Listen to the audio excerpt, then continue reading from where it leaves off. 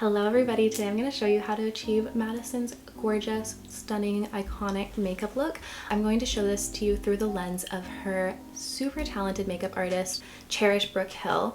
Cherish has been doing Madison's makeup for 9 years, I believe, since she was 15. She has a stunning portfolio of clients such as Keke Palmer, Alicia Keys, Nike, a ton of really cool stuff, so be sure to check that out. And not to mention, she is also so gorgeous. So since she's been with Madison doing her makeup for so many years, she has a very specific strategy to fit her face, right? The way that she does Madison's makeup is going to be different for you. You want to fit it to your colors, your features, your facial structure, but again, you can still use her techniques and kind of the strategy and to create the same overall effect. So let's get started.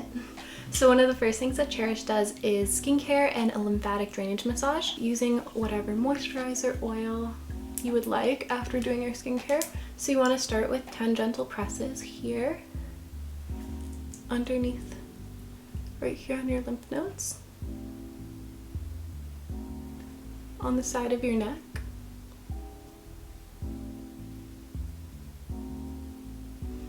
and you can go ahead and just try to release the tension in your shoulder. You can start by pulling the skin tight and using your fingers to go up, holding, using your fingers, hold, pulling the skin tight. You can also kind of hook your fingers like this, hold, hook. You can also do this with a gua sha or however you feel fit, or follow any other tutorial on YouTube. I'm not a professional. Okay, so Madison always has a very glowy, dewy base. You can use anything that you'd like. Okay, so before applying foundation or concealer, the next thing she actually does is contour. And she takes the product on the back of her hand and warms it up there, and then goes ahead and applies it to the areas of the face that you want to add more dimension. And this really depends on your face, so you should be doing what fits you, not exactly what Madison does or what a makeup artist is going to do on one person, because of course you are trying to tailor the makeup to the person to bring out the best of their features. So for me, I always like to contour my jawline right about here.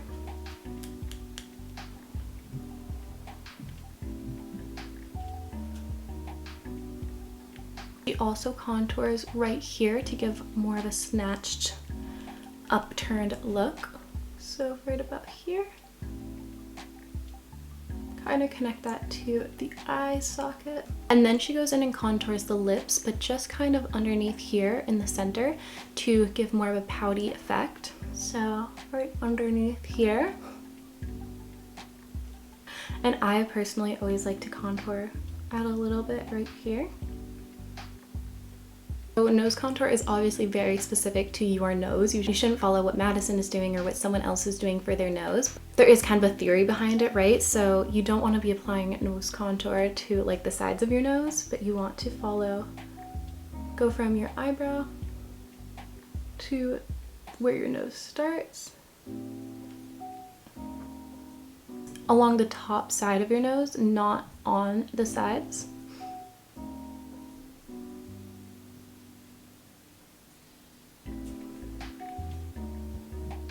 And then depending on the shape of your nose, I like to contour right underneath.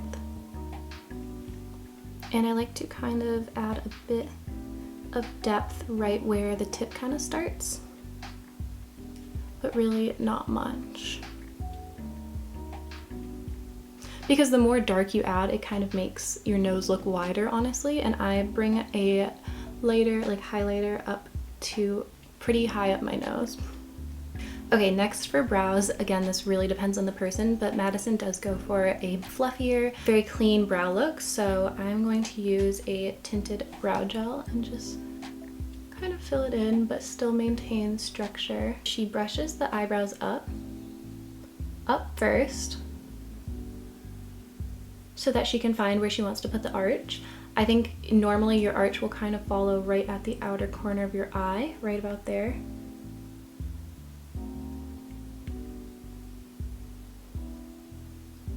Just brushing them all the way up. Ooh. Okay, and then she goes in with some concealer and cleans up right around the brows. This is the Cover Perfection Tip Concealer, and I'm going to put a little bit of this on the back of my hand. go in with this, just a little bit of the product, and try to clean up the edges.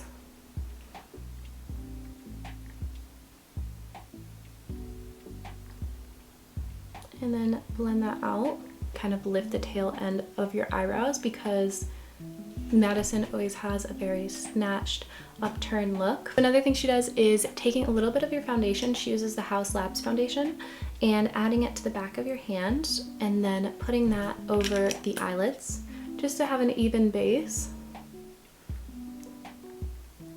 And then using a little bit of a translucent powder to set that because we want to be applying powder next, right? And then using a very light or kind of excess amount of the contour, you are going to bring it in to kind of connect it all over the upper lid area.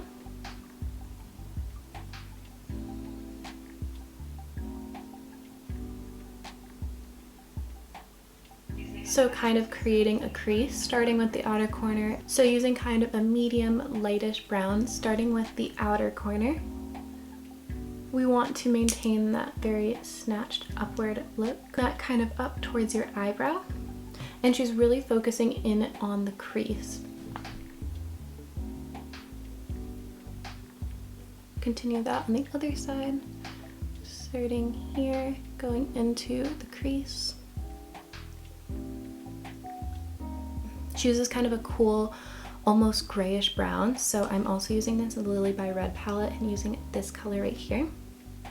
A little. So then for the actual eyelid, a warmish beige and also a white color, and mixes those together to just cover the eyelid. Go ahead and applying that just on the eyelid. So we kind of have a more of a definition between this darker crease color and the eyelid whitish color. And then on the other side, take that and focus it really on the inner corner here, connecting that to the eyelid right here. And this also kind of helps to elongate the inner corner of the eye. Next, she takes a makeup wipe or tissue and cleans up this line, because we want to keep this snatch look. So start here and bring it up. I don't own any makeup wipes, I'm using a tissue, but then she uses an Hourglass concealer to conceal underneath the eyes, right about here and right here, and lets that sit for a little bit before blending to get maximum coverage. Another tip she recommends is for underneath your eyes, if you have dark circles like me, then you should be using more of a peachy toned concealer underneath here. I also like it here, here, and right next to my nose. And I'm going to diffuse that a little bit before I let it sit before fully blending. So kind of diffuse it, get it underneath on the line of your under eye. I also like to put this a bit on the side of my nose and then a little bit on the center of the forehead. So her trick is to let that sit for about 5 minutes before blending. She uses a certain Hourglass brush that kind of mimics a fingertip, but I don't have that brush, so I'm just going to use my fingers to kind of use the warmth to reheat the product and kind of maintaining this line here.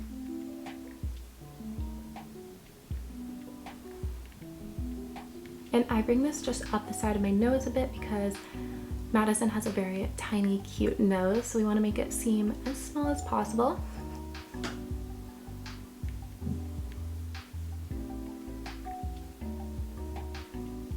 So now for foundation, I should use a piece of blotting paper and then using the House Labs foundation, add that onto the blotting paper and using the brush to blot it before applying it to the face.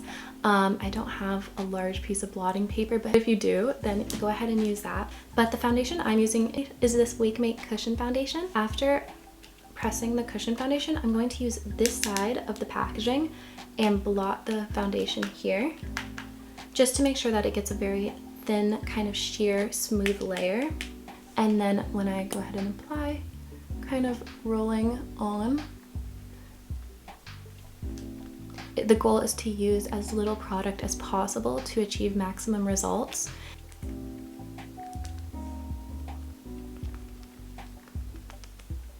So for blush, Cherish's trick is to take the darker shade of blush and a lighter shade of blush, and applying the darker shade more up here and the lighter shade more in the middle of your face, and you want to blend those together in kind of an ombre. And she says that that gives a really beautiful airbrushed finish. To kind of emulate Madison's blush look, she always uses kind of a burnt brick tone on this part of her cheek. So very lightly, starting out like this, applying this on my cheekbone. And you want to keep this more towards the second half. I'm gonna blend that out with lighter Judy Doll. Different brush, it's a weird brush to use. Just applying this right here.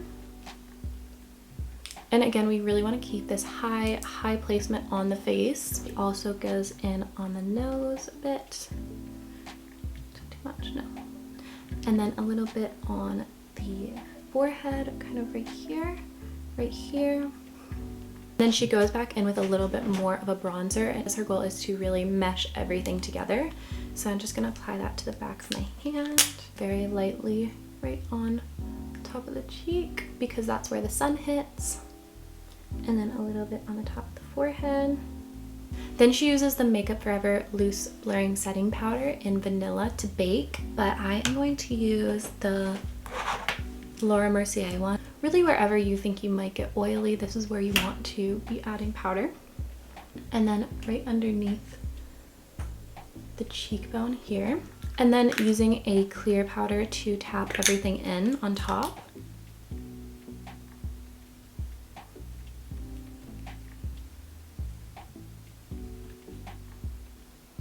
So for eyeliner, again, you really want to fit this to your eye shape. I normally follow a kind of small wing like Madison does right to about here, and I want to follow that pretty up high and follow the angle of my eye. If this is not an eyeliner that fits you, so you should do what fits your eye shape. She uses a very dark brown and not quite a black. Just following the shape of my eye, add a small wing across the lash line and kind of blur it out, kind of focusing really on the end of the eye. Then again on this side.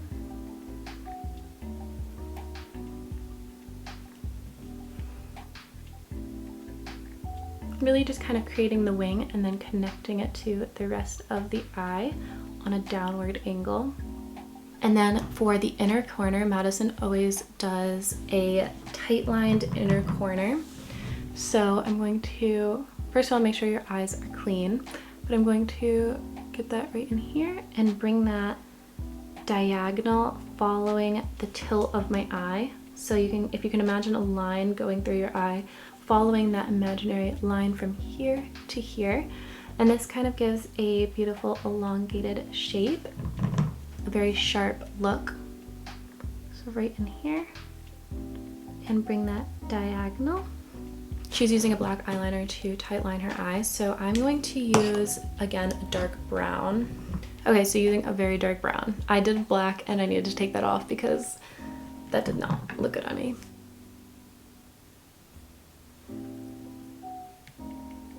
So to get a really good curl, I'm gonna curl my eyelashes first and then do the lip and then come back and do mascara.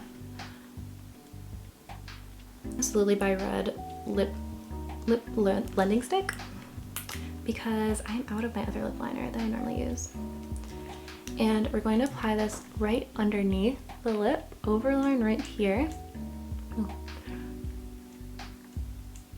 And then overline on the Cupid's bow.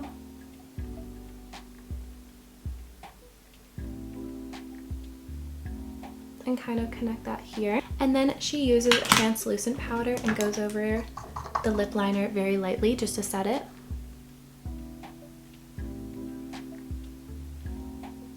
So like that. Just kidding, we're going to fill this in on the sides a little bit more.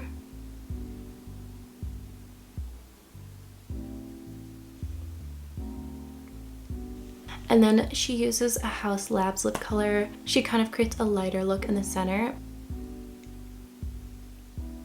Shade Nougat Sand, and this is very similar to lip color combo that Madison uses, I'd say. Kind of a burnt reddish color. And then now I'm gonna recurl my eyelashes. And then Cherish uses the L'Oreal Telescopic Mascara, but I do not have that. But I'm going to use my favorite, where is she? Is the Heroin Make Volume Up Mascara, and this is waterproof. I'd say it is a pretty similar finish to the L'Oreal Telescopic. Only really need one coat. As you can see, it's not very clumpy and it looks like a very natural lash. And you're going to want to focus the mascara at the end of your eyes and bring this up and out.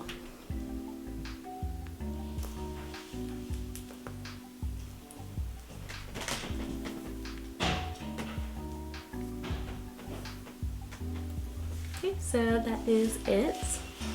Here is the finished look.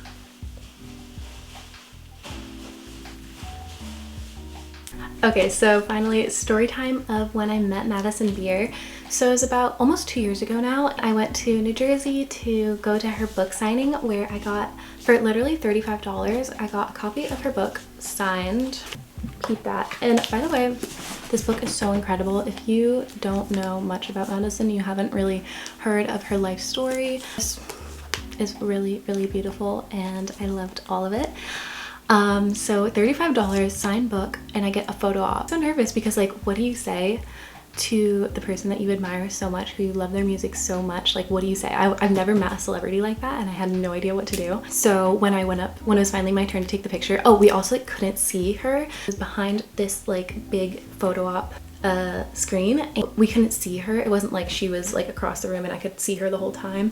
It was like I had to enter in big little room area where I had no idea what was gonna happen or what it was gonna be like. And so it's finally my turn, and I was so nervous, and I look so stupid in the photo that we took because I was so nervous. How do you take a picture next to Madison Beer? Crazy. I kind of like completely blacked out. But I said hi to her, and I think we kind of hugged, and I thanked her. I was like, thank you so much for getting me through my ex cheating on me. And when I said that, normally people are like, oh, your ex cheated on you, that sucks. But we were like pulling away from the hug, I think, and she still like had her arms on me, maybe. I don't want to, I totally kind of forget, this is allegedly. She gets like so serious and she's like, are you okay? It just felt so sincere. She was genuinely asking me like, am I okay? And that was just so touching. Like, I am okay. Also, and then after she said that, she called me beautiful, which like literally like that is like a moment where I'm like, I'm falling asleep and then I'm like, Madison Beer called me beautiful. Will stay with me forever. That's super insane. But yeah, it was such a cool experience. I really hope to see her on tour. I've missed her 2 times because I was like studying abroad and I couldn't go the other time. But yeah, that is the story time of the nicest celebrity I've ever met, and also the only celebrity I've ever met. But 10 out of 10 would do it again. Also, she looked so insane. She is just as beautiful in person as in photos, like if not the exact. She looks exactly the same, like so superhumanly gorgeous, and she just has such a nice angelic aura, I'd say. So yeah. Oh, and also something that was really interesting was when we were waiting in line, this woman passed me. Like, I just was like, her aura and like her energy was like, I could tell she was so rich and like powerful almost. I don't know, she just seemed like such a confident, beautiful woman, and I was like, wow, like she must be important. And then I found out that it was Madison's mom. Of course, it's like such an amazing, confident, stunning woman who births such a amazing, confident, stunning woman. Thank you so much for watching. I hope that this was helpful. Let me know in the comments if this was helpful to you, if you liked it, or how it turned out on you. Be sure to like and subscribe, and I'll see you next time. Bye, take care.